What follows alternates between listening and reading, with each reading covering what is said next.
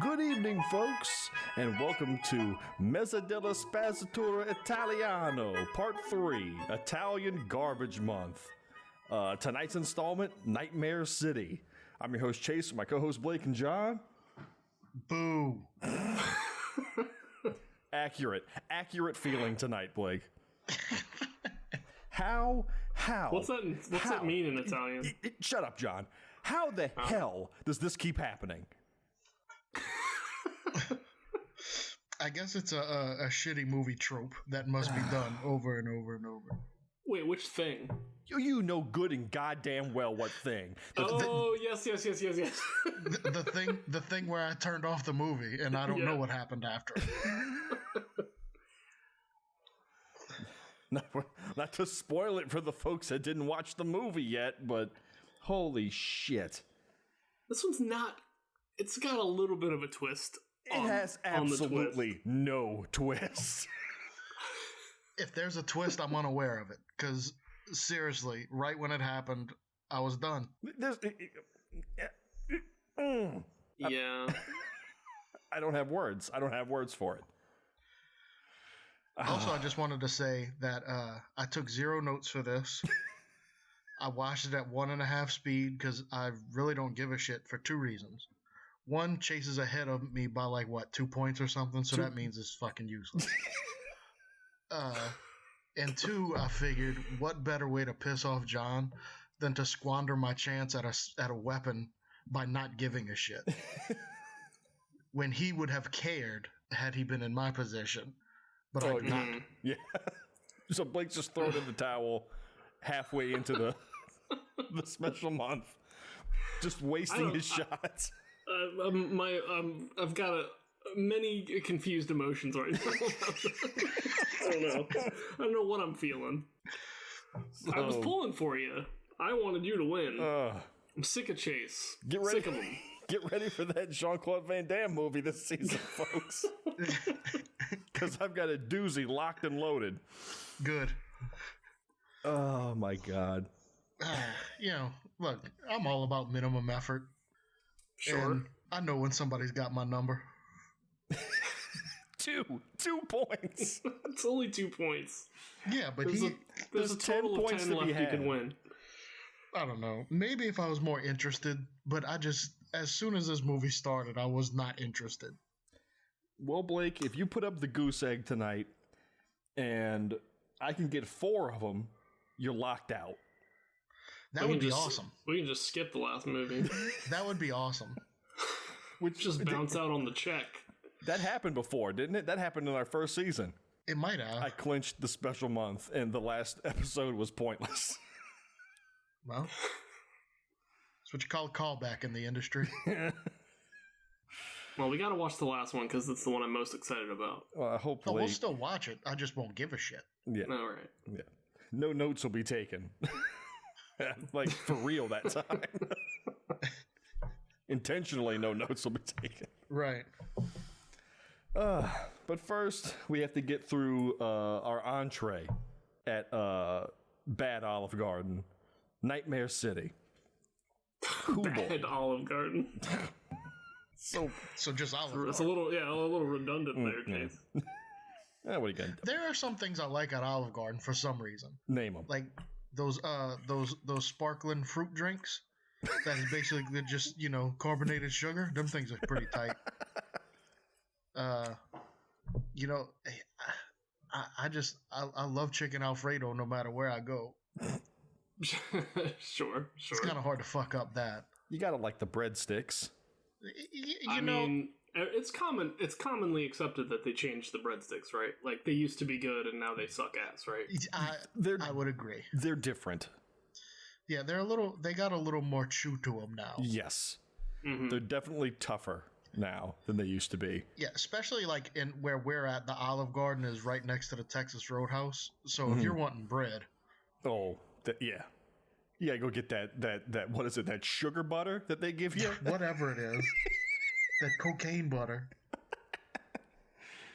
You have Texas Roadhouses up there in the cold white north, John? I don't know, actually. I'll have to look. It's worth a road trip. It is. because they'll give you as much bread as your fat ass can handle with this butter that has like cinnamon in it. Yes. Oh yeah, that's the good stuff. Yeah, and Sam's has a company. Why am I talking about that? Who cares? You get something similar at Sam's. What am I talking about? Jesus Christ. Yeah, but you can throw the peanut shells on the floor at Texas That's the Roadhouse. other thing. God damn, the height of fancy dining. And they even do line dances. Mm-hmm.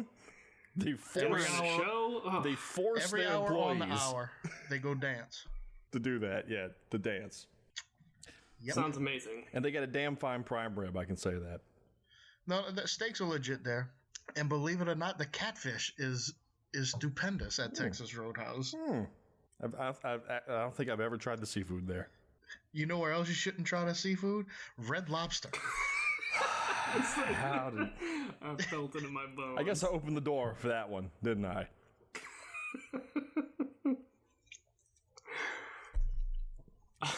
Son of a bitch. I have not been to Red Lobster since the pandemic. Yeah. So you can stop riding my ass about it. I don't want to talk about going to restaurants. I haven't been to a restaurant in like 6 months. Me either. It sucks. It sucks. Heather and I went to Saltgrass once. There was nobody there. And we sat there at the table with our masks, eating our food. Losers. And at least we got to go. Yeah, I haven't been to one in 6 months. But I miss the world. I just moved into a new house, and there's a place around the corner that has whole loaf po' boys. God damn. Yeah, that's where it's at. You get a whole loaf cheeseburger po' boy for $13. I need to get you to start shipping me French bread, because god damn it, I miss it. Yeah, you need that Leidenheimer French bread. John has no clue what we're talking about. Nobody knows how to make bread. Nor does anybody listening, probably. Well, anybody in Louisiana does. Yeah. Everybody outside of Louisiana don't know what bread is. Yeah. I mean, po' boys, man, it's a way of life. Bread. You've had a po' boy, right, John? Of course. Okay. From Louisiana? You know what? I think the one time I went to Louisiana, I must have gone to all the wrong places. You ate at Red Lobster. Yeah, well, we went to Bubba Gump's, and then we went to Red Lobster. No, I don't know. We didn't have the best experience with food in Louisiana. Oh. We had some okay Mexican there, but damn, you did go to the wrong place. There's this little hole in the wall that we found. It was in the heart of the French Quarter. It was called Long John Silver's. Man, did they make a good grease fish? You know, one of the times I went to New York, we were looking for somewhere to go for lunch, and we did go to Bubba Gump's, only because there was no line. I was like, "Fuck it, I'm not waiting." No, but I had better gumbo in North Carolina. But you're the Antichrist. I'm sure it's because I went to the wrong. Well, yeah, you went to a gas station to get gumbo, which you can do. Like, that's normal, but still. I think it was just a sort of a touristy restaurant where they're just like, "Hey, come on down to New Orleans and eat this gumbo and shit," you know. Yeah, well, I'm sorry to hear that. Yeah, I'm glad you didn't get robbed, but yeah, we didn't actually. That was awesome. Yeah. So. We didn't get haunted either, which was what we were there for. But that's also tough to come by. Yeah. You're not going to get haunted unless you stay at a place where Blake and I are also staying. Because we'll make sure you feel like you've been haunted that night. Yeah. All this is way more interesting than the movie, folks. So just enjoy it. The Myrtles Plantation, one of the top 10 most haunted places in America. Blake, we did stay there. It's up there. We did multiple times. Oh yeah, we've been multiple times. And Chase used to break out the harmonica and play it silently throughout the house and freak people out. People wake up the next morning talking about, did you guys hear a harmonica playing Swing Low Sweet Chariot softly all night long? And we'd be like, what? That's insane. That's some straight up ghosts. There was some pretty weird shit that happened there. Yeah. But I mean, we went into it like we're setting like ghost traps and shit. Oh yeah, hanging pocket watches from like the coat hooks. Let's see if they move the pocket watch that's hanging from the coat hook. Yeah, and freaking proton packs with us. We put pennies out on like the fireplace or whatever. I don't know. We had a little digital recorder trying to catch some EVPs. Mm-hmm. Nothing happened, dude. We followed a cat. There was a cat that was acting weird, and we followed it. The cat was a distraction. Probably. Yeah, I have a EVP on one of my cameras somewhere from there. That was pretty fucking weird. You've got that video of that silhouette in the window when there was nobody in the house. Yeah, I do have that. That's on that same reel. So we saw some creepy shit, but could it be something else? Probably, but when you're there in the middle of the night, it was pretty fun. Yeah, it's a good. It's also just a creepy place. It is. Yeah, in the middle of a swamp. I just couldn't sleep there. It creeped the whole room creeped me out. I hated it. Which room were you in? Yeah, what room were you in? I can't remember. Was it the master's quarters upstairs? No, it wasn't the super haunted one. That one was taken. See, me and Chase would go big dick ghost hunting, and we'd rent out half the fucking house. Yep. That was the one you had like free reign of the house. Exactly. Night, right? Exactly. Yeah. Every time we've been there, we've stayed in that room. Yeah, big dick ghost hunting. Spent most of the night making crank calls. Yeah, because there was a rule you couldn't go to sleep and we couldn't drink. So yeah, because if we were drunk, nobody'd believe anything you said. But we're not going to talk about the movie at all tonight, folks. We're just going to freeform it. I'm trying to avoid it. We played Parcheesi all night, so stay up. All right, let's start the movie. I'm sorry. So, Nightmare City. We open to bustling Nightmare City, where we enjoy scenic views to pad for time. Scenic Nightmare City. And nobody knows how to steady a camera in this movie. No. Eventually, we cut to the Channel 5 news reporting on a rumor of a toxic spill at the local nuclear facility. And the news has hit the newsroom. Reporter Miller, I can't remember his first name. I don't think I ever wrote down the dude's first name. His name was Millard Fillmore. Dean? I think it was Dean. Yeah, something Miller. A.K.A. Budget Daniel Stern. I was calling him Marv the whole movie. He arrives, and the head of the station tells him that a top scientist is arriving, and he's to get a cameraman and go down to the airport and meet him and conduct an interview on the spot. Well, why me? Because your mother, that's why. Get down there. There's a lot of that in the movie. Like, somebody's either superior or, like, just a husband. Oh. It's always yelling at their, like, wife or whoever they're leading, and just they're like, shut up, stop asking questions. Yeah, the female characters in this movie don't get a raw deal throughout the whole thing. Oh, yeah. Yeah, they do. And if you don't like that raw deal, you can taste the back of my hand. Yeah, slapped around, told what for, my God. Stop asking so many fucking questions. So, sometime later, Miller and the cameraman arrive at the airport, where they wait for the arrival. Meanwhile, up in the tower, they pick up an unknown signal from an unknown flying object on the radar. Ooh, somebody call Bob Lazar. Oh God, Chase, what are you doing? You're gonna start some shit. You're not gonna start shit.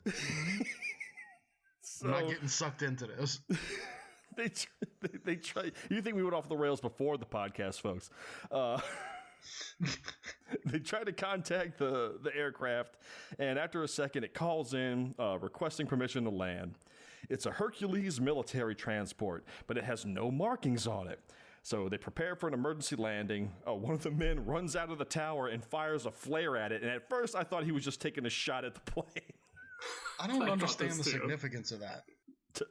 I guess that's the only way to communicate with the people down on the tarmac that a plane's coming down. Well, you just have to blast the flare.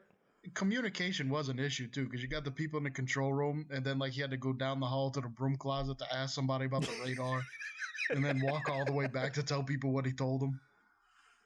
Yeah, pretty weird. No phones. Yeah, no radios, no nothing. So the plane lands, and a crew drives out to meet them. Miller and cameraman McGee sees the commotion and run out onto the tarmac to see what's up. You know, like you could back in the day in Italy, just run out onto the airstrip. Yeah. They watched a lot of stuff happen without filming any of it. Yeah. I was like, you guys are reporters, right? Like, you have the camera. That's right, we have a camera. Yeah, I'm sure the producer saw. Was like, "What the fuck did y'all do? There's nothing here. This film is blank." You can't spend your lunch whenever you didn't do anything. You didn't even put a tape in the camera. This isn't even a camera. You're just holding a VCR on your shoulder. So the police and soldiers surround the plane, and they call out for the crew to exit. The door slowly opens, and Professor Hagenbag, or whatever the hell his goddamn name was, steps out. Hackensack. He walks up to the commander, pulls out a knife, and plunges it into his chest, and all hell breaks loose as the California raisins spill out of the plane with swords and scythes and shit and start attacking the police. This is kind of dope, though. So, going into this, we knew it was going to be like quasi-zombies. Yeah. But, like, they're using implements, they're using guns. Oh, yeah, they're just straight up picking up guns and, you know, dialing phones and shit.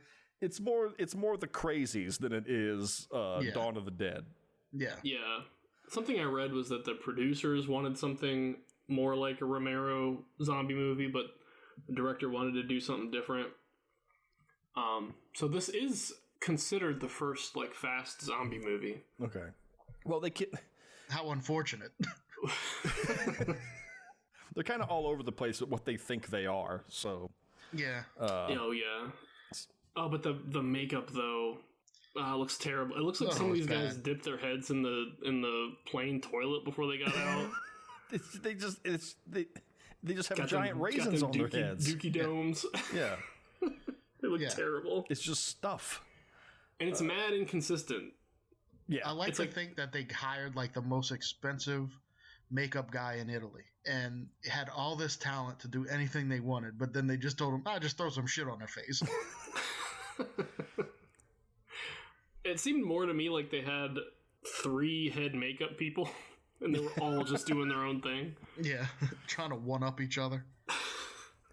Like, one guy's zombies just look like people with a little bit of blood on their temple. Yeah. This guy over here goes full, like, Toxic Avenger. Yeah. Just put shit all over their faces. So basically, they hired us to do the makeup. Yeah. My guys would be the ones with just a little bit of blood on them. Like, that's good enough. And y'all would be like the, you know, actually give a shit ones. So the police open fire, but the bullets seem to have no effect on the monster people. But some of them it does. Some it doesn't.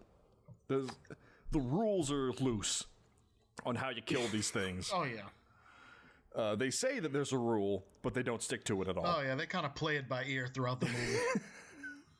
So, Miller and the cameraman are just watching on, both motion and emotionless. Yeah.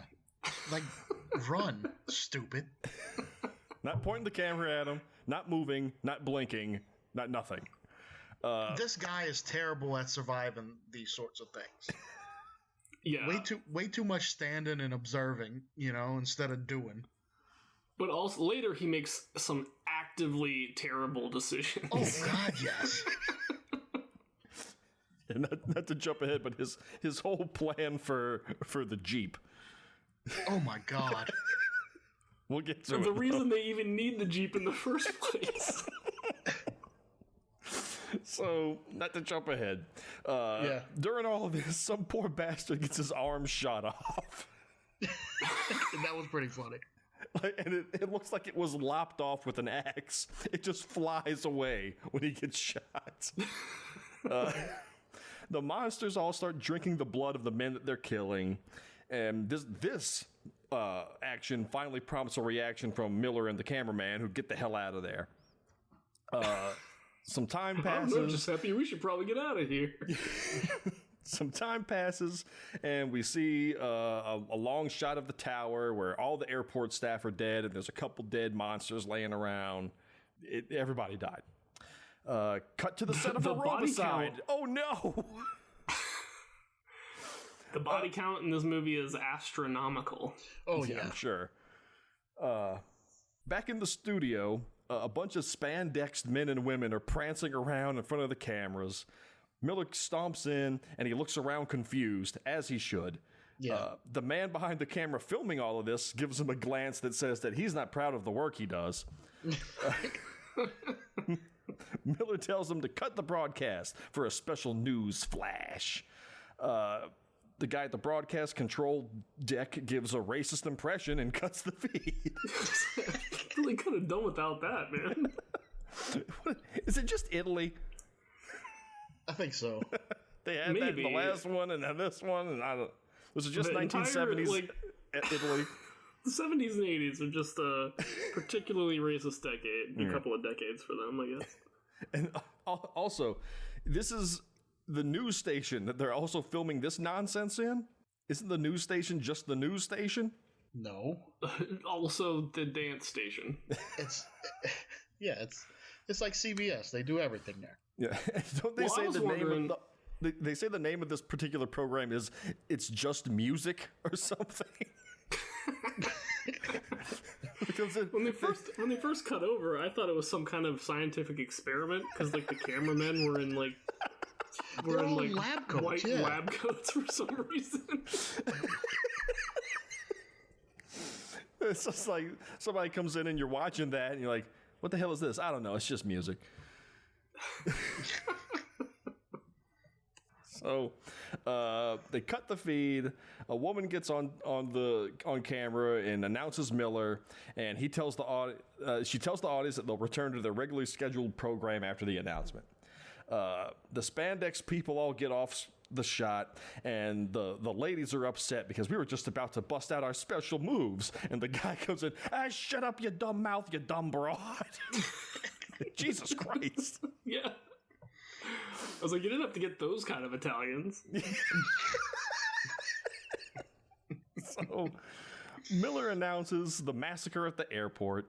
The chief calls down and orders them to kill the broadcast. And Miller gets pissed off and stomps away as the spandex girls are fending off all the creepy Italians descending upon them.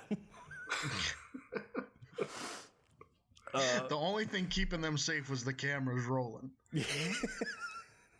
After that, hey, ladies. Forgot to put that no molest sign out. Yeah, exactly. So, upstairs, Miller's getting chewed out by General Murchison, who tells him that reporting on the massacre could have caused a citywide panic. You don't want that in a place called Nightmare City. We got a nice town here in Nightmare City. The general forbids him from reporting on the story and tells Desmond, the head of the station, that he'll be held directly responsible for any unsavory news that gets reported. So Desmond suspends Miller on the spot, and Miller quits in retaliation. So Miller stomps out into the newsroom floor and grabs a phone from a woman who's already using it. Sorry, honey, but a man needs this phone. Yeah. Essentially. I like that part, too. He just rips the phone out of her hands. It was in the middle of a conversation. What was really good about that was she didn't mind. It was just Tuesday, you know? Yeah. Man needed a phone. What am I supposed to do? Just Tuesday in Naples. Yeah. The TV station is WMEN, so. So he calls home and the maid answers, and he asks for his wife, who just left. So the maid rushes out, but she can't catch her before she speeds away in the car. Liz, the maid, goes back in and gets on the phone and tells him that you just missed her. She went into work at the hospital even though she was feeling ill earlier. Well, you're fired. And Bitch, don't you know there's a pandemic on? And also, I don't know if the car was already running, but the second she sits down in the car, it takes off. Yeah. So I don't know if she just threw it in neutral and it just rolled down the hill. It doesn't actually work. I was about to say, there was no engine in that car. It's basically a soapbox racing. I thought it was funny. Like, okay, so there was this shot. She gets into a convertible like VW Beetle, Yeah, and then her husband Dean, when he like drives home, he also gets into a VW Beetle. Yeah. It's like this family owns 2 VW Beetles. Oh, we They got. really like them. I guess so. Those are the only 2 cars that were donated to this movie. Neither one have engines. You know, she got hers first, and after driving it around, I just really liked it, so I got one too. So from here, we cut to some old man groping up some lady. And during this whole scene, I'm noticing that every time he's trying to kiss her, she's turning away from him. And it's like they agreed before they started shooting the scene. Like, look, okay, you can grope at my breast all you want, but I'm only giving you one kiss on the mouth, dude. You stink. Yeah. I mean, also he's like mad old. Yes. He's got. I mean, what do you think? 70? At least 70? Oh, yeah. 70 years on her? Yeah. Yeah, he's late 60s. Easy, you know? Yeah. They get interrupted by a phone call from the general telling Major Holmes to come down to the base immediately as there's an emergency. So as they get dressed, he gets a glance at one of her quote-unquote sculptures, and it freaks him out. And it's just it's a mushed up face of one of the monsters, probably one of the actual, makeup molds that they were using to make these fucking things. And he says that thing freaks me out. She says, you know what? It scares me too, because when I'm making it, it feels like somebody else is sculpting it through me. See, this whole thing of her with the thing, like, Pointless. what was going on there? Surely it had to mean something. Well, again, not to jump ahead, but the fact that the head starts bleeding later. Yeah, it's a running thing in his head. I have no idea. I'm sure there was supposed to be some kind of subtext there, but I wasn't catching it. No idea. So, hours later, we cut back to the news studio where they put this freaking show back on with these spandex people jumping around. I mean, this show fucking sucks. Like, Yeah. And it's going to be on all day. Nobody's watching this. It's like the talent show on Emmett Otter's Jug Band Christmas. This is the experiment that the scientists are conducting. How long can they jump around before they drop dead? Going on hour 4.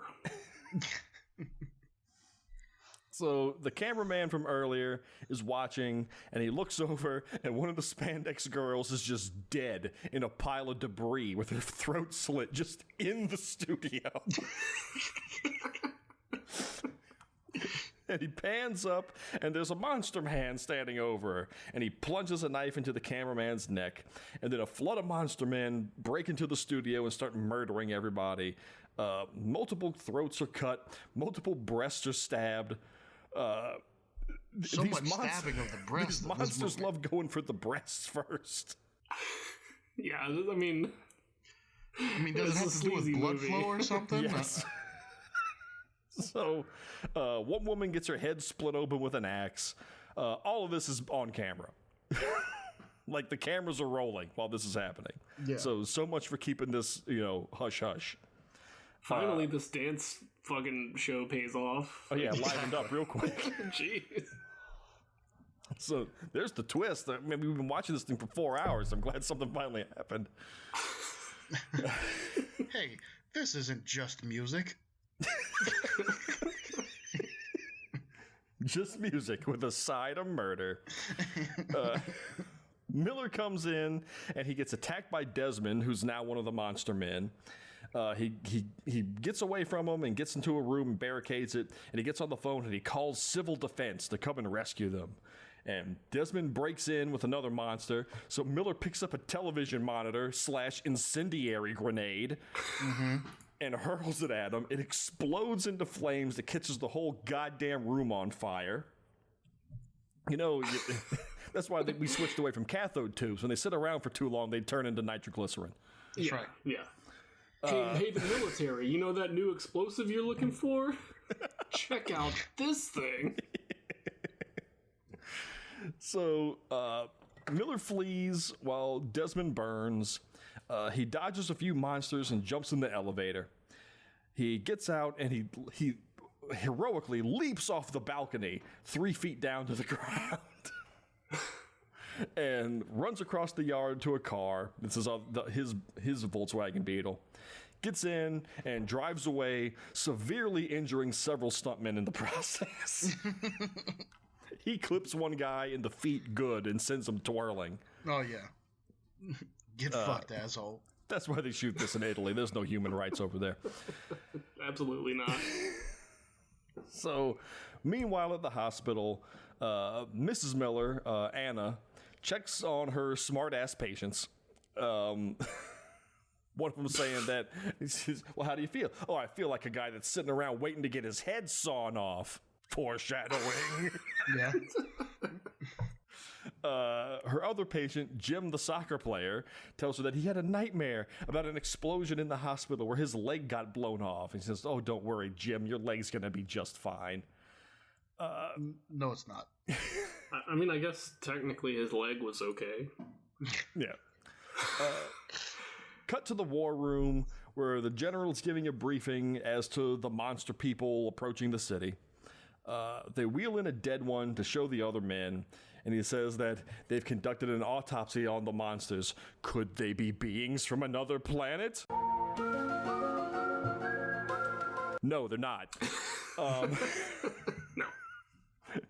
It turns out they're just people, and they have something wrong with them. What are you going to do?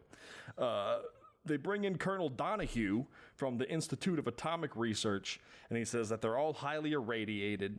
He says that the monsters have increased physical abilities, and they're damn near indestructible, except for all the ones that are dead everywhere. I know.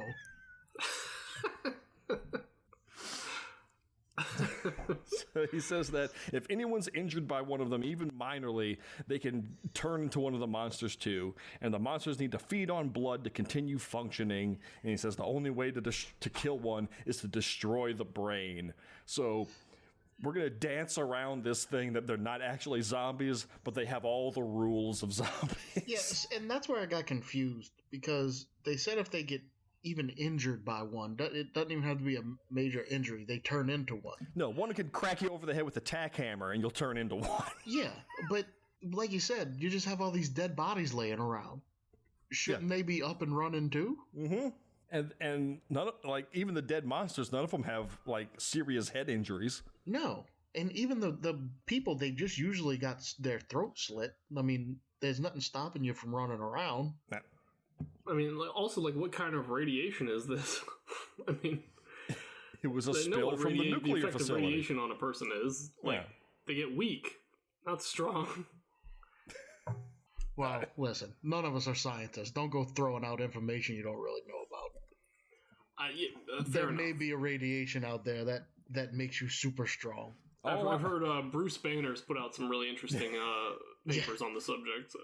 All I know is if you get irradiated or breathe in toxic gas, Blake will leave your ass there to die.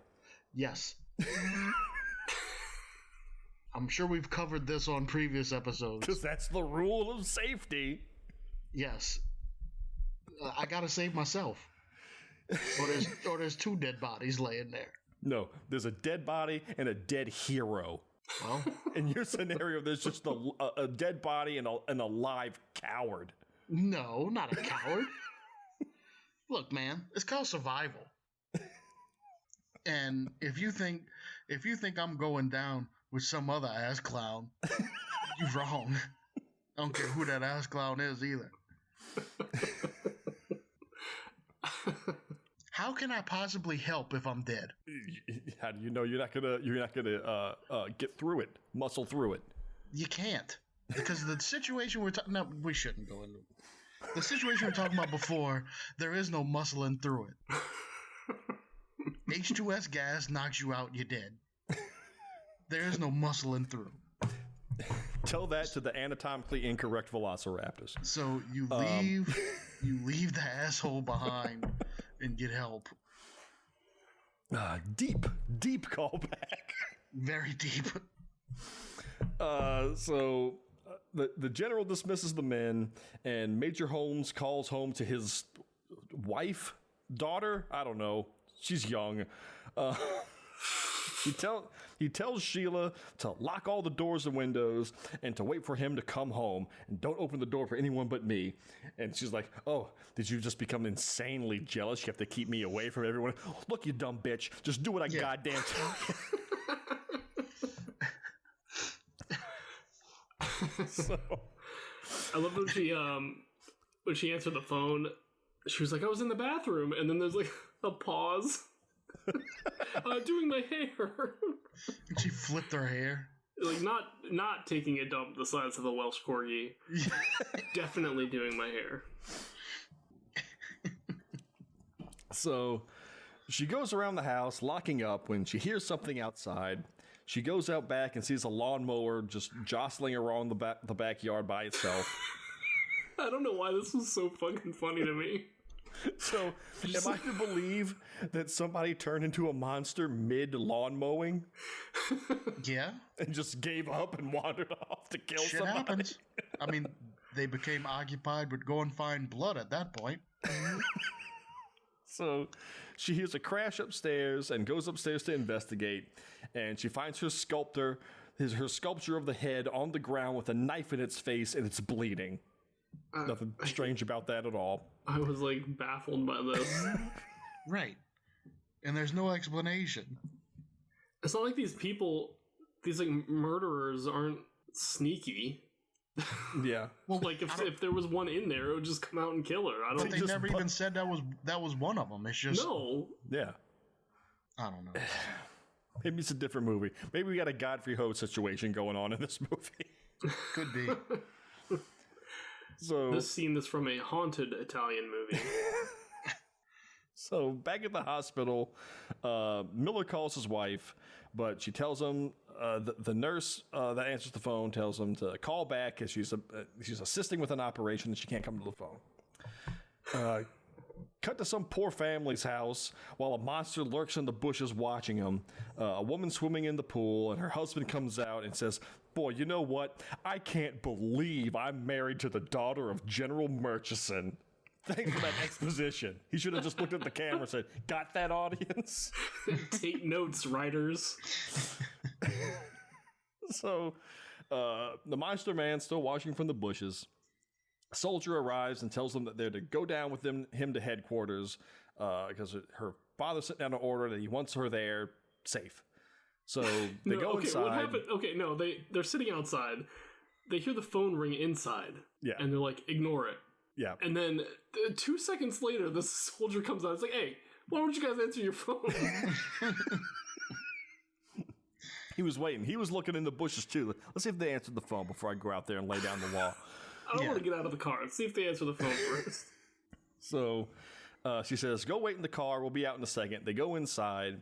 She calls her father, but the crafty monsters cut the phone line. So her husband They've suggests, gone from you know what? zombies to gremlins real fast. Yeah. So her husband suggests, "You know what? I don't want to go spend the weekend with your dad. Let's just sneak out of here." Okay, so he sounds like a 17-year-old, but he's clearly 52. Like, we shouldn't listen to your dad. We should sneak out of here, man. Let's give these military guys the slip, babe. Yeah, what do they know? That asshole. You're old enough to know better. So you get what you deserve in 5 minutes. The daughter sees the age that her father's going after. Yeah. She's just going to mimic that. I'm going to get me a wrinkly old man, too. Yeah. This guy, I was a little thrown off, though, because he looked like the referee in Karate Kid 1 at the All Valley tournament. He looked just like the referee doing like for the matches. Maybe he was the referee. Maybe. It's 1980. It wasn't that far off. He looked just like him. That's something. There's something for you to do. A little homework for you. Do some research. Will do. So he suggests they sneak away, and as they're doing that, the soldier outside gets attacked by the monsters. The woman and her husband go out and they jump into his food truck and drive off somewhere, while the monster is in the bushes pulling some dead woman's breast out for no reason whatsoever. Yeah, who is this? Like, where did this person come from? No, you slap these around for a little bit. So these monsters have an unquenchable thirst for blood and titties. So Miller goes to the hospital to talk with his wife. The receptionist won't let him in as Anna's still in the operating room. So there's some commotion about an emergency call coming in. So Miller sneaks in past the receptionist. Back at HQ, an infected soldier drives a van into the compound, and the van opens up, and the monsters rush out and just start attacking everybody. They somehow knock the power out to the city by doing this, which causes a rash of traffic accidents. So, okay, by the rules of this movie, those people were injured by the monsters cutting the power, so they become monsters, right? I'm with you. Completely. It's the only logical answer. So, the general calls another meeting and informs everyone that they're working on restoring power to the city, and they're considering declaring a state of emergency.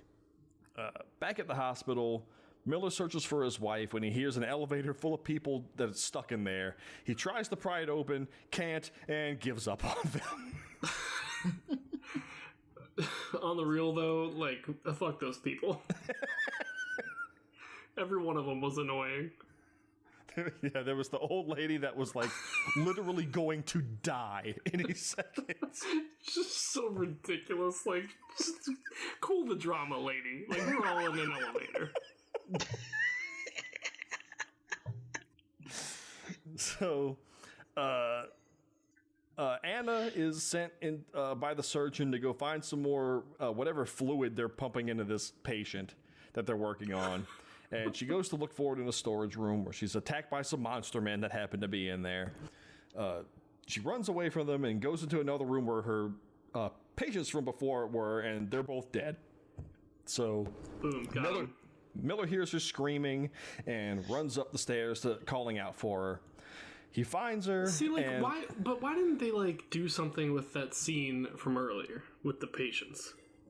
You know, like, in like, Return of the Living Dead, when, Trash, Linnea Quigley is all, like, talking about her, like, fantasy of old men, like, ripping her clothes off and stuff. Yeah. And then it pays off later when the zombies kill her. Yeah. Like, why didn't they do something like that? Because they're terrible filmmakers, John. I mean, I guess... I guess so. Yeah, this movie was to appease some mob don. Yeah. Like, they had to move some money around. So that's what this was. This was Cleaver. So he finds her. They slip downstairs. The monsters rush into an operating room, and the surgeon, like a fucking ninja, hurls a scalpel at one of them. It's like an old ass doctor dude has like a knife throwing degree from whoop ass university. Yeah. Like, he didn't even think about it. He just did it. Yeah. So that was muscle memory. That could have been anybody bursting into the room. Chinkata! So, it of course has no effect on the monster. The monster runs up and stabs the surgeon in the gut multiple times for his trouble. I think these monsters, like you said before, I think these monsters just have an insatiable need for tits, because every nurse that they come across, they rip her shirt open before killing her. Yeah. They start slaughtering the hospital staff, again, exposing all the female nurses. Miller and his wife hide until it quiets down, and then they try to make a run for it. They run by, and these poor bastards are still in the elevator. One of the monsters goes down into the sub-basement and finds the manual controls for the elevator that he knows how to use, and he lowers the elevator down, and the doors open, and they proceed to massacre the people inside. Thank you. Now you have something to actually complain about, lady. Jesus. You want something to whine about? So Miller and his wife run outside, and they find an ambulance. They jump in to make their escape. Meanwhile, Holmes is surveying the area in a helicopter to do it. Back at HQ, the general still hasn't been able to track down his daughter, and he says that they've lost contact with the government and that they'll have to declare a state of emergency. So he musters a squadron of bombers to be ready. The general's daughter and her husband are out in the middle of nowhere, hiding out, when they hear on the radio about the state of emergency being called. So he tells her that, oh, we need to get back. Something's going on. She says, you know what? I'm not giving up on my weekend just because there's a citywide catastrophe. You can't make me wear a mask in the Cracker Barrel. I have rights. So he tells her that something strange You see this piece of paper from the ADA?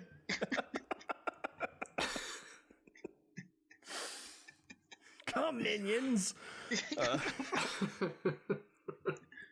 This was also the first instance, it happened throughout the movie, where everybody gets the slightest bit of information from a radio and then they turn it off. Like, oh, I've heard enough. Yeah. So like, it's always bad news on the radio. It's like, government has issued a state of emergency, and the guy clicked off the radio. Like, get more information, chief. And they do it a few times throughout the movie. I didn't hear none of that. Back to I'm not just letting music. anything ruin my weekend. Yeah. So he tells her that something strange is happening, that we haven't seen a single car on the road, and there's that incessant barking, and we haven't seen a dog. Oh God, it's a shared universe with carnage. So they wander around, and by around, I mean they walk 3 feet away from their car and find a monster man just sitting there, dead, 3 feet away. A car pulls up and 2 people get out. Yeah. A car pulls up, 2 people get out, and they're so excited. Oh, we haven't seen anybody since we've been out here. Hey, what are you doing with that gun? Oh, that! So the people jump out of the car, shoot them because they're monsters, and they start to drink their blood. Back at Holmes' house, Sheila hears a knock on the door, and it's her friend Cindy. So she lets her in like an idiot. And did she not just find a bleeding sculpture head up in the goddamn attic? And but that was supposed nothing to be came of that? That belonged there. Did her husband not just say, don't open the door for anybody but me? Yeah. So she lets Cindy in, and she asks Cindy if she's called her friend Gracie, because her husband is in the department of something or other. He could be in the Department of Macy's, for all you know. Yeah. Department of Sanitation. So they start to drink their troubles away, and Cindy tells Sheila that she barricaded all her doors and even the coal chute in the cellar. And Sheila realizes, oh my God, I didn't do that, and heads down. This is where Shyamalan got that whole idea. Yeah, it's a ripoff. There's another ripoff in here too. Yeah. So they hear something and they start searching the house, and Cindy knocks over a pile of bottles as a monster man grabs a big spike from somewhere and sneaks up behind her, and you guessed it, right in the tit it goes. And after that, he pulls it out and jabs it in her eye. Sheila goes for a gun. The monsters waste no time in getting Cindy's tits out before sucking her blood. Back with the Millers, they're running out of gas, and they pull over at a gas station. They go inside, and inside Miller finds a bloodied axe, and he doesn't find any monster people, so he calls his wife in. Wait, I want to break down this guy's shitty decision-making right away. Okay. So they pull up in their ambulance because he says they're running out of gas. Yep. They pull up next to the gas pump, and he goes, I'm going to go look inside. Yep. How about you pump the gas first, asshole? So then they go inside, and he starts listening to the radio and shit. I guarantee you there's a radio in the car. So why isn't he pumping gas? I don't know. He finds the axe. Keep going. I don't know. So And they I'll steal interrupt some you clothes. again when he does his other foolishness. Yeah. They steal some clothes so that Anna can change out of her doctor scrubs. They have a conversation about how man needs to get back to a simpler time or some shit. When I was like, I'm sorry. Is the moral of this movie that we shouldn't live in cities? it is a nightmare city, John. Oh my god. So this entire like gas station scene, I think, was all of Dawn of the Dead in like one scene. yeah, condensed into shorthand. Yeah, they just like go in there, get real comfortable, like have some coffee, and then they're like, maybe we should, maybe our lives suck. Let's get out of here. So the radio comes on. It's all bad news. They start to stockpile supplies when a monster man spots Anna through the window. So Miller throws an axe at one and barricades the door. More monsters show up and start the raiding door, though. The door. Did y'all notice the door? No. Okay. He opened the door out to throw the axe, closes the door back in, and then pulls a barrel in front of the door that opens out. My problem emotions was are high. that he... Adrenaline's running. My problem was that he had a weapon and then gave it to the monsters. And also, he broke Blake's zombie survival rule number 3. He was outside pumping the gas, and he heard her yell from inside. He should have left. Oh, well, sorry, wife. Right into the ambulance and drive away. Look, 13 years of marriage down the garbage, but I'm alive. My wife knows that if it comes to zombies, you are to listen to everything I say and stay by me, or I'm leaving, Yaz. I am not getting chomped on alive. I remember you telling me the story of when Becca asked you, if I got bit by a zombie, would you shoot me? And your response was, I wouldn't even think about it. It's true. You wouldn't even have a chance to consider if I was or not going to. No, because you always see that in a movie where like they have this inner conflict. No, fuck that. You going down, Chief. And same thing. If I'd have been pumping that gas and I heard, "Oh help," I'd be like, "Well, sorry." Like, oof, that sucks. Yep. Bye. Exactly. So the zombies are all pounding on the doors, trying to break in. So Miller makes a Molotov cocktail and heaves it out the window, at the door, at the ambulance, exploding the ambulance immediately, taking out all the monsters with it. He blew up their transportation. No, he's an idiot. So Anna is starting to lose it at this point, and she's given up hope on life. Miller gives her the old 1-2 across the kisser, and they fall madly in love again. Yeah, that really got her going. Just pops her in the mouth, and she just embraces him and kisses him. It's like, Jesus Christ. Thank you so much for giving me what I needed. Man, Italy's got some societal issues to work through. But see, this is what I'm talking about. She screamed for help. He saved her. He blew up their transportation. Now they have nothing, and she's losing her mind. He could have been halfway to I don't know, Parmesan Oregano town, listening to the radio. So this special moment's broken up when they spot some more monsters up on the hill and run to hide. Meanwhile, Holmes is still surveying in the helicopter and he sees a big field of monsters, so he requests air support from HQ. Back down with the Millers, They're running around aimlessly, and Anna still thinks that their number's up, and they hear a church bell ringing in the distance, so they run over. And inside, Miller finds a soldier has hung himself from the bell, and Anna starts saying, you know what? If these things are actually vampires, they can't go in a church. Who said they're vampires? She should have got another slap right then. You're talking crazy again. Nobody said a goddamn thing about vampires. Exactly. Why you bringing up shit that we don't need right now?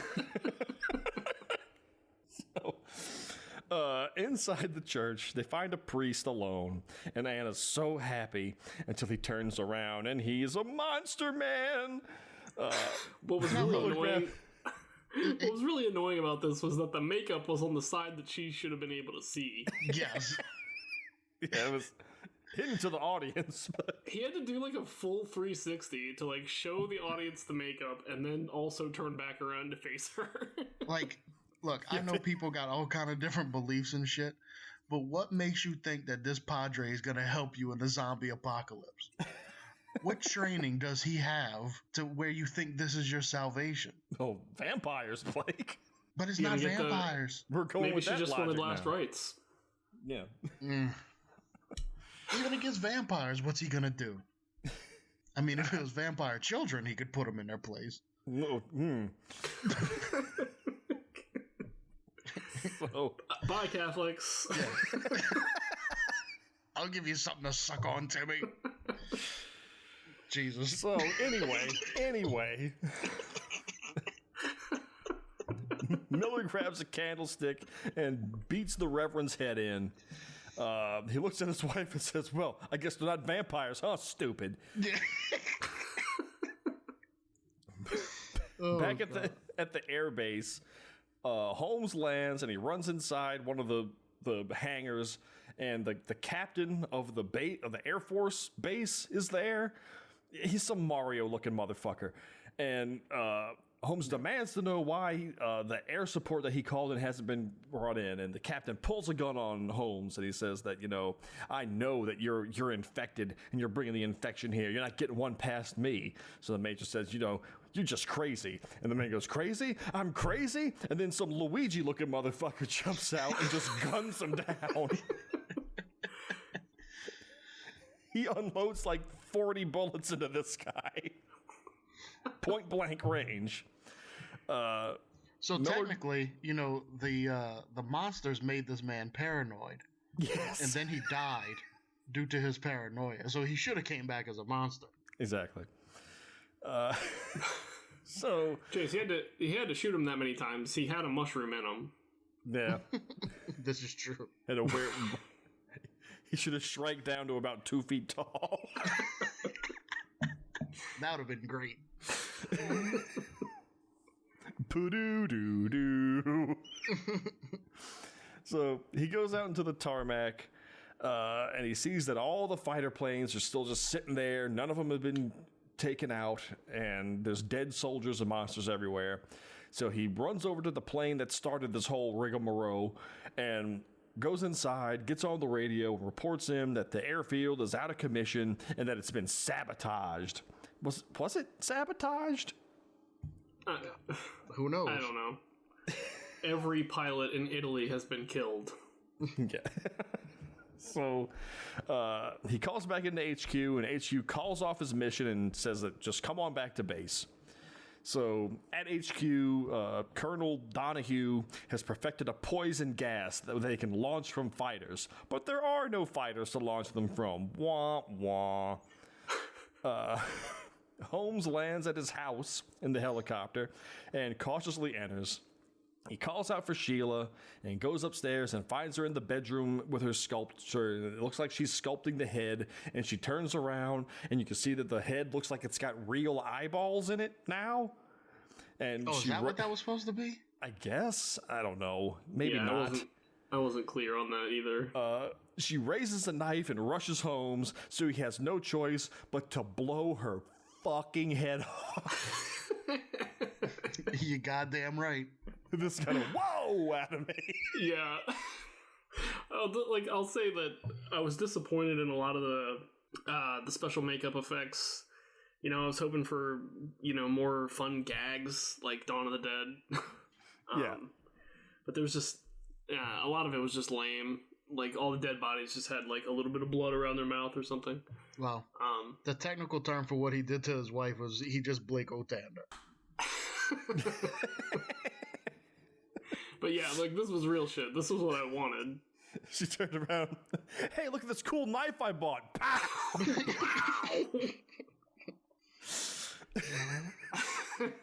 Yeah, that was great.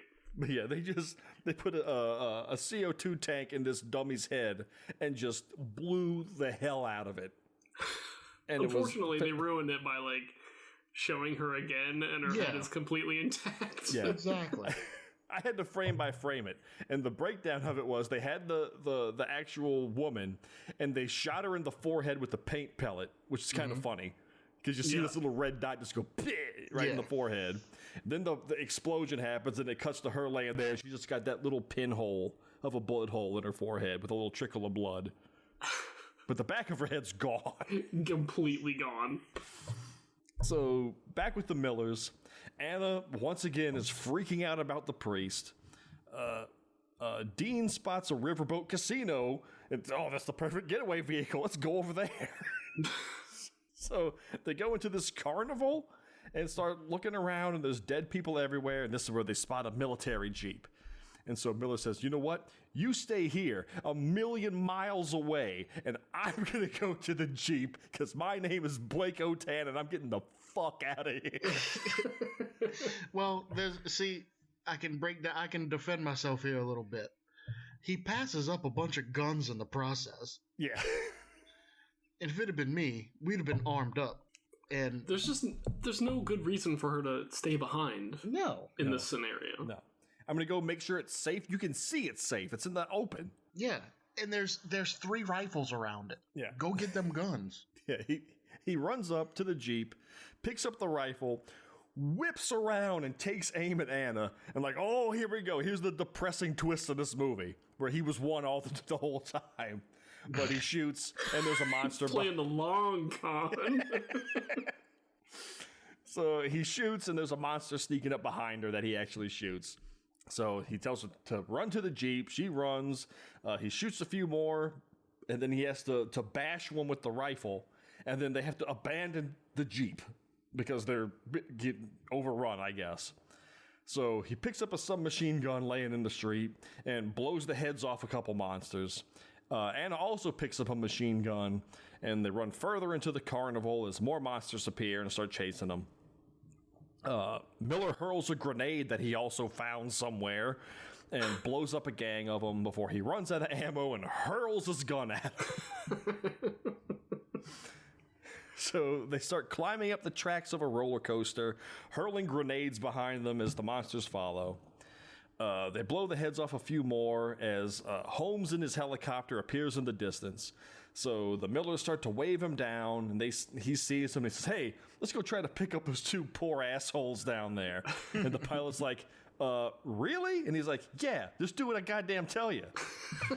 The pilot was like, what? There's 2 people on the top of a roller coaster being swarmed by monsters. So they start to descend, and Holmes throws down a rope, and the Millers grab onto it, and the helicopter starts to ascend. Anna, useless as the day is long, can't hang on and falls off, and she tumbles down, banging off the roller coaster rigging, screaming. It's hilarious, because anytime they throw a dummy anywhere, it's fantastic. Oh, yeah. This was great. Like, it flipped around one of the bars like it was some kind of gymnast. It only could have been better if the head went flying off the thing. Yeah. It's super good. So, ping, pang, she goes down and hits the ground, and this is when Dean wakes up from a fucking nightmare. Oh my fucking God, not again. And I was done with the movie. Right then, turned it off. How do we keep finding these pieces of shit that fucking future kicked us in the face?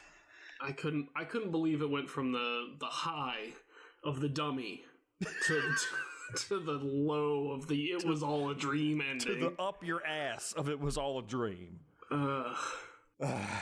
So Anna's laying next to him, and he looks at the clock and he goes, "Oh man, I'm late for that big interview with Professor Haagen-Dazs." And he goes and hurries to the airport with cameraman Joe again. It's the exact same scenes over again. Up in the tower, there's still an unidentified craft coming. The dude still runs out and shoots a flare. How did he dream all this shit he wasn't present for in the tower? And doesn't he recognize his own dream was happening again? Yeah. The plane lands, the police surround it, the door opens, freeze frame, credits start rolling. The very first, across the top of the credits, the nightmare becomes reality. Holy shit. Well, I'm glad I turned it off then. The Inception ending. That's a fucking... No. Okay. You could have taken that scene of him waking up from the nightmare and put it chronologically in the beginning of the movie. It wouldn't have changed the goddamn thing. No, it really... That's true. Yeah. The fact that it seems to be a cycle that nothing's different now. It's just the dream again. It's that fucking Tom Cruise movie. Yeah. He's just gonna keep living this stupid movie over and over again. Except he's not gonna learn from anything, and he's gonna have to watch his wife cartwheel down the goddamn fucking.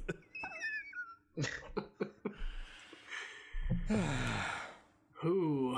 What's that game where you got to throw the string with the two balls on each end? You got to throw it onto the little ladder.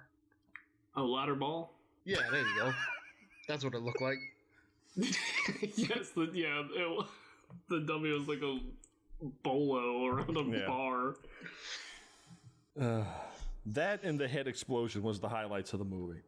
Yeah. Towards the end, when they're like running around shooting zombies, there was a few like pretty good headshots in there. Yeah, but that seems to be where they used all the money. Mm-hmm. And I mean, I get that the first Zombieland ripped them off too. Yeah. But like Dawn of the Dead was low budget too, and they had fun with it. Talent. Yeah, I guess so. Apparently, there was a rumored remake to be directed by Tom Savini. Of this movie? Yeah. It was the IMDb page says that it was starring Atreyu from The Neverending Story and Laura Palmer's dad, Ray Wise. But there hasn't been any new information since 2007, so it's probably dead. But there's like a germ of a movie that I would really like in here. If it was really, really wild, you know? Yeah, there's a germ of a movie you'd like in here. It's called Dawn of the Dead. Yeah, exactly. You've already seen it. I don't know. I mean, like, so there's something different about like them not being zombies and using tools and stuff. I don't know. It could have been real gnarly. Yeah, you've seen that too. Yeah, the Crazies. Exactly. I'm not a big fan of the Crazies. Well, you wouldn't be a big fan of this piece of shit either. Oh my god. Okay, so that's Nightmare City. Let's do the quiz so that I can solidify my victory here. All right. Question 1. In the very beginning of the movie, what is the name of the news station?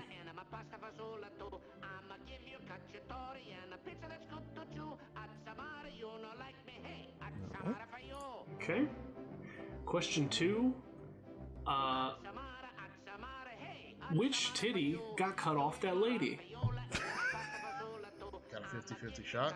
Mm-hmm. Question 3. What was the name of the lady that attacked the general's daughter?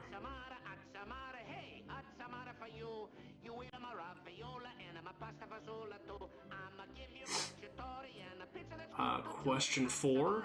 How many grenades does Dean throw? Ooh. I think I got that. And question 5. What was the number on the nose of the plane carrying all the monster men? Oh, damn it. Okay, I definitely got 2. I got a 50-50 and then 2 shots in the dark. All right, question number 1. What was the name of the news station? No clue. BWC News. BWC News is correct. Which titty got cut off that lady? The left. I'm also going to say left. It was the right. Ah. Damn it. What was the name of the lady that attacked the general's daughter? Carol. Was it Gracie with the husband in the Department of whatnot? It was Martha. Her name was Martha. Oh, God, we have to be friends now. How many grenades does Dean throw? 3. 3. 3 is correct. Yeah. And what was the number on the nose of the plane? 15. 10. 10 is correct. Damn. Woo! 7-3. Ooh. Yeah, you haven't clinched it. Haven't clinched it. But you pretty much clinched it. He's gotta miss all of them, basically, and you've got to get all of them right. Mm-hmm. Yeah. Yeah, that's exactly what has to happen. Yeah. It's a tough fight. That's an uphill battle right there. Yes. If ever there was one. All right, so we've had our appetizer, we've had our salty salad, we've engorged ourselves on the entree. Now it's time for that black tuxedo cake, or the cheesecake, or those dry ass beignets they have. What's going to be our dessert for our Italian month, John? I'm mad excited about this. We're going to be watching 1990, The Bronx Warriors. Oh, okay. From 1982. I didn't know this was an Italian movie. Oh, yes. 4 stars on Amazon, 5.3 on IMDb, and a 35% Rotten Tomatoes audience score. This is just basically Italian The Warriors, right? It sounds like there's a bit of The Warriors, a bit of maybe Escape from New York? Post-apocalyptic stuff, some Escape from New York, I think. Nice. It's 89 minutes, directed by Enzo Castellari, the boy from Last Shark and Warriors of the Wasteland. All right. Starring Vic Morrow and Fred Williamson. Yay! I have to do some more research because there's a sequel to this, and then there's Warriors of the Wasteland, and I think they all have Fred Williamson in it, and I don't know if he plays the same character the whole time or God, I hope so. he does. Or what, but I gotta dig out that thumping bass line again. Yeah. And this is a little confusing because what Williamson is known as the Hammer, but his character in the movie is the Ogre, and Morrow's character is named Hammer. Mm-hmm. So, yeah, deal with that. Taglines. The lucky ones were the first to die, and a heavy metal journey into an urban hell where everything has gone wrong. On board. It sounds fucking awesome. Synopsis. In a post-apocalyptic New York City, a policeman infiltrates the Bronx, which has become a battleground for several murderous street gangs.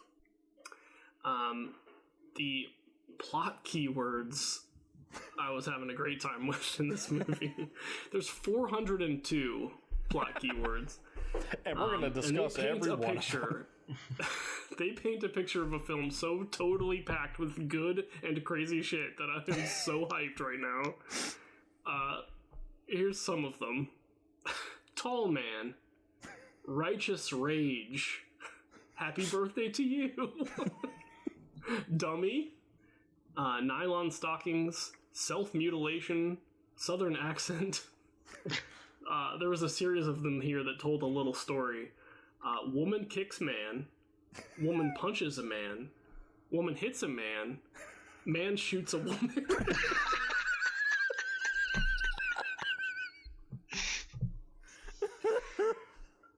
And then a slow motion action scene.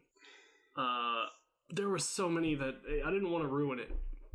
I didn't want to ruin the movie because there were so many that were like, getting me excited. But so yeah, there's that. 1990. Let me see some reviews. I know it's a bad movie. Part of the charm. What else we got here? My interest for the cheese has increased, and this one is cheese perfected. Interest for the cheese. The cheese. The daytime version of the Warriors.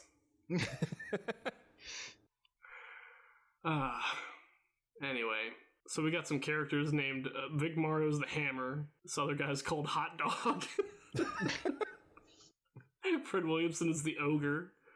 Some guy's named Trash, Witch, Hawk, Blade, Leech. Just all the names that you love. Yeah, those are all accurate post-apocalyptic names.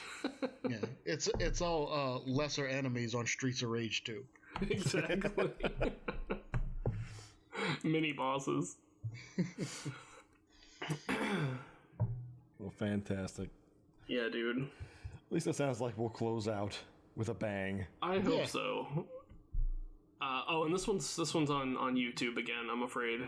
Oh, wonderful. It used to be on Amazon, but it's not there anymore. Say, this one was on Prime for like a while. I've seen this one several times in my hunting for a movie. Mm-hmm. Well, all right.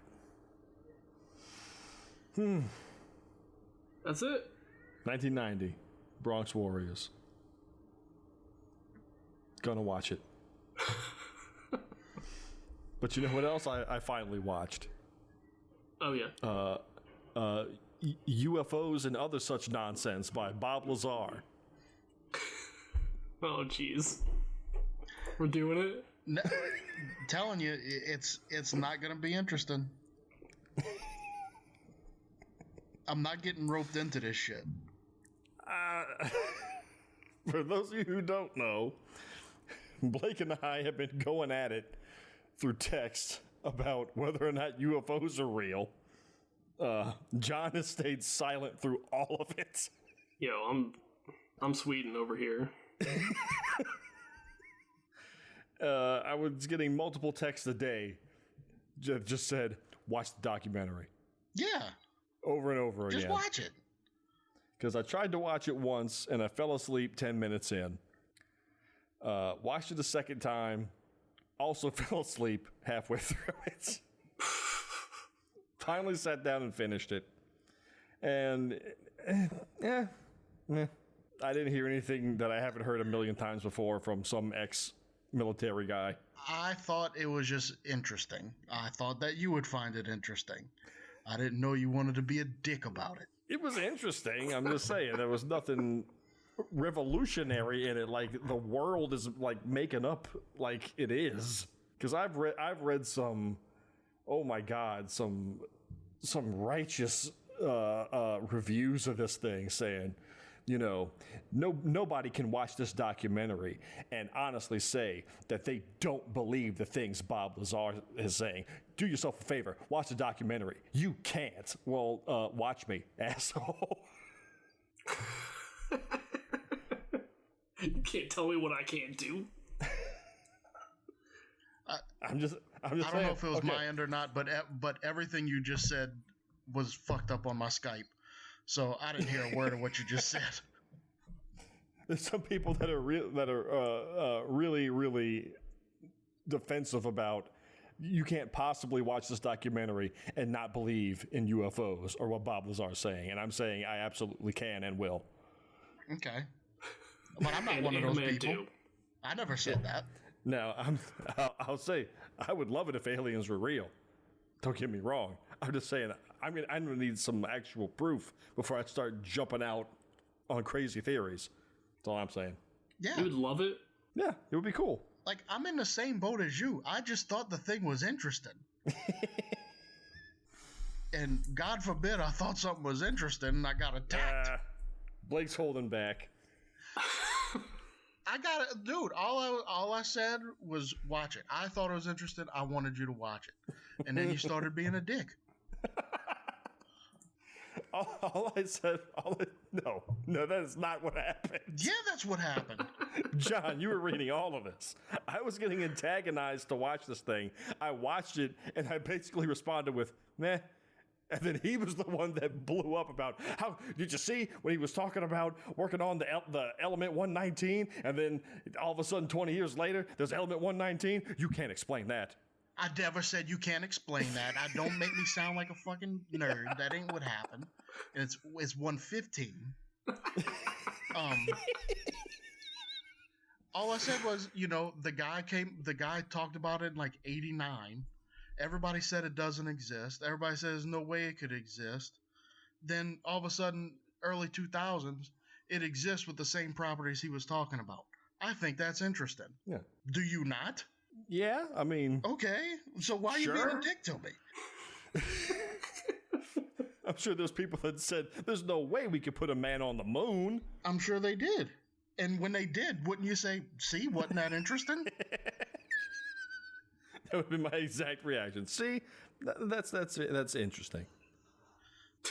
I think you were so ready to try to paint me in a corner as some loony asshole that you totally misconstrued it.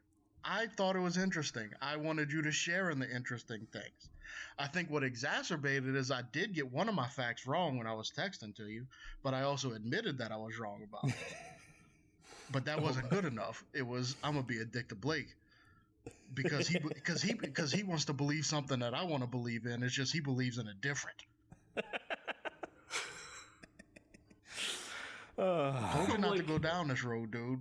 From my perspective, it just kind of looked like Blake found certain things interesting. Chase didn't find them that compelling, and that was kind of it. I didn't really. I didn't get him really being a dick, and I didn't really get you being like a badgerer about it. Well, thank you, John. Sure. Wait. You know what I just realized? Lizard. All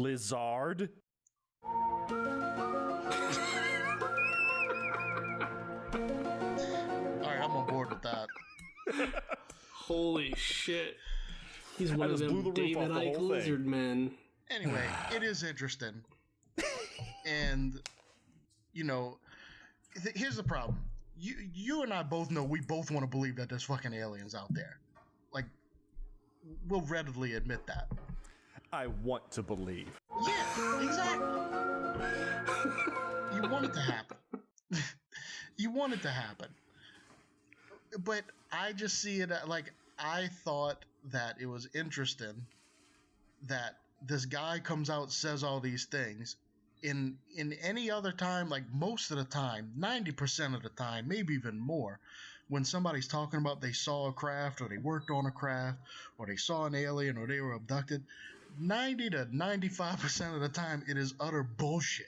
Mm-hmm. Well, here's a guy that's saying some stuff where it's actually getting backed up that he was at the places he was saying he was at, instead of just saying, yeah, I worked for Area 51. Well, did you? Like, does he have any record of it? No, it was top secret. No, that's not the case here. There's proof that he was at the place. There's proof that he was talking about things that they were working on, that they said that they wasn't working on, but now we know that they were working on it. So I just found that interesting, that it wasn't one of those 95% of the times where somebody's talking just utter bullshit, and there's no way to really, there's nothing concrete to look at. Where with him, he was actually there. That's all. Yeah, I mean, like, I don't think Blake's making any...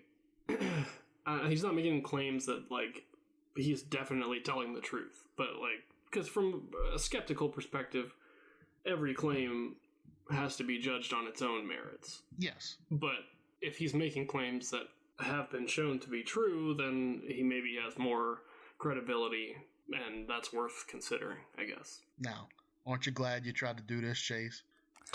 I may have gone deep into reading some off-the-wall quackery from other people, and I may have projected that onto Blake for the sake of comedy. All right, because every time I was about to talk to Blake about it, I had just gotten done researching and reading some off-the-wall nonsense that some person claimed about Bob Lazar. Well, yeah, and and I'll let you in.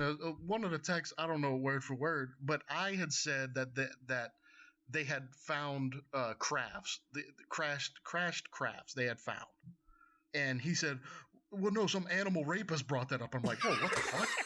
What's this about?" And he starts naming names. I'm like, "I don't even know who that guy is. What the fuck are you talking about?" So then I look it up, and it was like a guy from a couple months ago. I'm like, no, the thing I'm talking about was like a couple years ago. And I was wrong. It wasn't craft. They said they found materials that they didn't know where they came from. So I was wrong. And I said I was wrong. And then he starts sending all kind of gifts of some animal rapist to me. Like, and then he's like, well, this animal rapist says Bob Lazar's full of shit. I'm like, well, are we believing the animal rapist now?